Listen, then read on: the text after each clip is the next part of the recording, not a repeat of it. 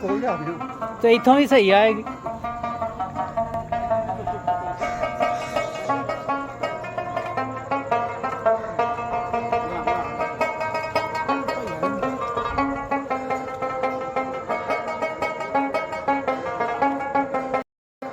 ਜ਼ਿਆਦਾ ਬਣਾਇਆ ਤੇ ਸਾਹਮਣੇ ਆ ਕੇ ਬਣਾ